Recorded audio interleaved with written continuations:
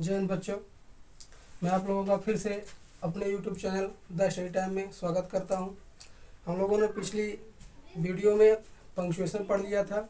अब आज हम लोग वर्ड सेंटेंस के बारे में जानेंगे। वर्ड कैसे बनता है, सेंटेंस कैसे बनता है, कितने उसके प्रकार होते हैं, कितने पार्ट होते हैं, हम लोग सब जानेंगे। तो आज हमारा टॉपिक क्या है? पहला हमारा टॉपिक है वर्ड। वर्ड मीन्स होता है शब्द। वर्ड मीन्स क्या होता है? शब्द होता है। तो हम लोगों ने लेटर तो पढ़ लिया था, पहली वीडियो में लेटर पढ़ लिया था। अल्फ़ाबेट जो होते हैं हमारे A to Z जो होते हैं, उन्हीं से मिल करके हमारा वर्ड बनता है। तो वर्ड की डेफिनेशन क्या होती है कि मतलब कि अगर हम लेटर को मिला देंगे तो हमारा वर्ड बन जाएगा। जैसे हम लोग डेफिनेशन देख लेते हैं। A group of letter which makes a complete sense is called the word। ये हमारा इसका डेफिनेशन है। मतलब इसका कहने का अर्थ ये है कि जो ये लेटर है, तो लेटर को हम ग्रुप को मिलाएंगे, ग्रुप ऑफ लेटर। जब ग्रुप मतलब लेटर के ग्रुप को मिलाएंगे तो हमारा वर्ड बनता है। एग्जाम्पल के लिए जैसे हम लोग लिख सकते हैं, एग्जाम्पल जैसे हमने एक लेटर लिया C, एक लेटर लिया A और एक लेटर लिया R। अब इन तीनों को हमने मिला दिया तो हमारा एक वर्ड बन गया, जिसका मीन्स होता है कार। कार मीन्स क्या होती है? गाड़ी। इसी तरह से और हम लिख सकते हैं गर्ल, बॉय। जो भी हम शब्द पढ़ते हैं वो हमारे क्या होते हैं? वर्ड होते हैं।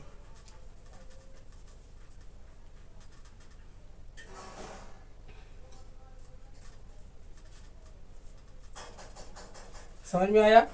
तो हमने क्या बताया कि जब लेटर को मिलाएंगे तो हमारा क्या बनता है? वर्ड बनता है। जैसे हमने यहाँ पे बताया, एक लेटर C लिया, एक लेटर A लिया, एक लेटर R लिया। अब इन तीनों को जब हमने समूह में लिख दिया, एक साथ लिख दिया, तो ये हमारा कार हो गया। नहीं तो अगर हम ऐसे इसको लिख देते CAR, तो ये हमारा एक एक करके ये क्या है? लेटर है। लेकिन जैसे हमने इसको एक साथ लिख दिया, CAR कर दिया, तो हमारा एक वर्ड बन गया। तो हमको ये समझ में आ गया होगा कि जो वर्ड है वो किससे मिलके बनता है? लेटर से मिलके बनता है। अब वर्ड के जो टाइप्स होते हैं, जो टाइप्स ऑफ वर्ड होते हैं, तो वो कितने होते हैं? हम लोग जो है पार्ट ऑफ स्पीच का नाम सुना होगा। तो पार्ट ऑफ स्पीच जो होते हैं वो टाइप्स ऑफ वर्ड्स ही होते हैं। मतलब जो वर्ड होते हैं, शब्द जो होते हैं, इनको 8 तरीकों से हम लिख सकते हैं और उन्हीं 8 तरीकों को हम लोग पार्ट ऑफ स्पीच कहते हैं। तो पार्ट ऑफ स्पीच अभी हम लोग नहीं पढ़ रहे हैं, अगली स्लाइड में पढ़ेंगे, अगली वीडियो में पढ़ेंगे। अभी हम लोग वर्ड पढ़ लिए, तो वर्ड के बाद हम लोग सेंटेंस में चल रहे हैं।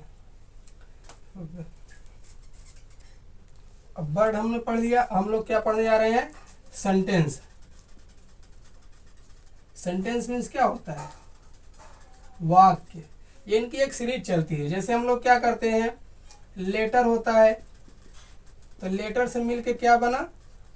वर्ड बना। और वर्ड से मिल करके क्या बनेगा? सेंटेंस बनेगा। इस तरह से इनकी सीरीज चलती है। फिर सेंटेंस से मिल करके एक पैराग्राफ बनता है, पैराग्राफ से मिल करके एक चैप्टर बनता है, चैप्टर मिलके एक बुक बनाते हैं, फिर बुक मिल करके एक लाइब्रेरी बनाती है। तो हमने लेटर को मिलाया तो वर्ड बना। अब वर्ड को मिला के देखेंगे सेंटेंस कैसे बनता है। तो वर्ड को हम जैसे डेफिनेशन लिखते हैं, a group of words which makes a complete sense is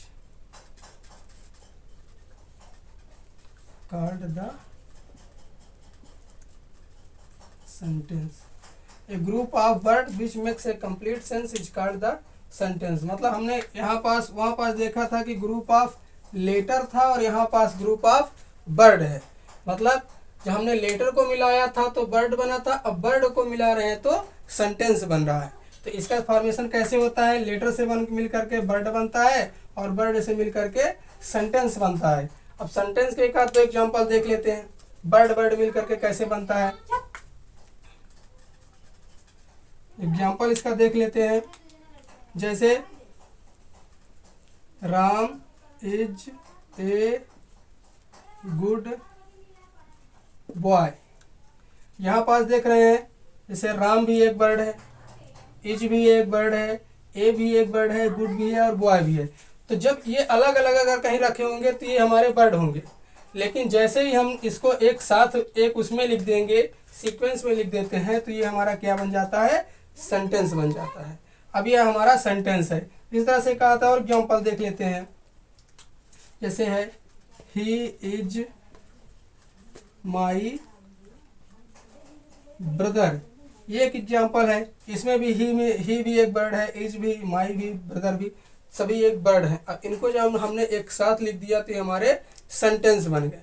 ये था हमारा सेंटेंस। तो हम लोगों ने क्या सीखा, लेटर से मिलकर वर्ड बनता है और वर्ड से मिल करके सेंटेंस बनता है।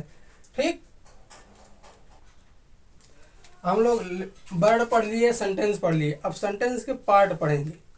सेंटेंस के जो पार्ट होते हैं, कितने पार्ट से मिल करके सेंटेंस बना होता है।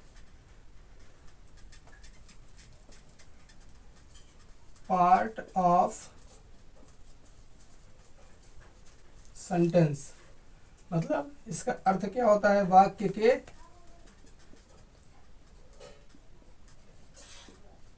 भाग। अब वाक्य के भाग मतलब पार्ट ऑफ सेंटेंस कितने होते हैं, मतलब इसका कहने मतलब है जो सेंटेंस हमारा होता है उसको हम कितने भाग में बांट सकते हैं।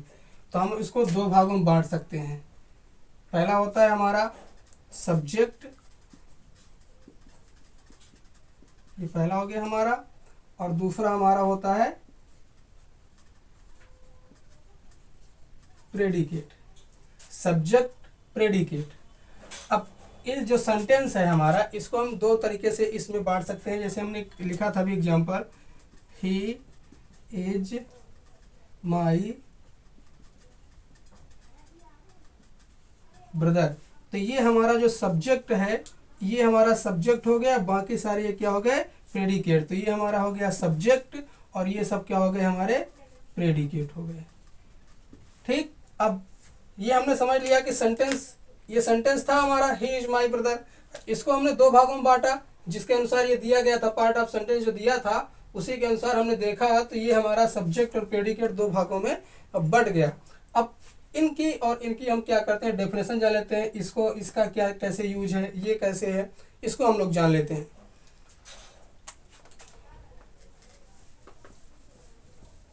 एक एक करके। अब पहला हम लोग देखेंगे सब्जेक्ट। सब्जेक्ट मीन्स क्या होता है,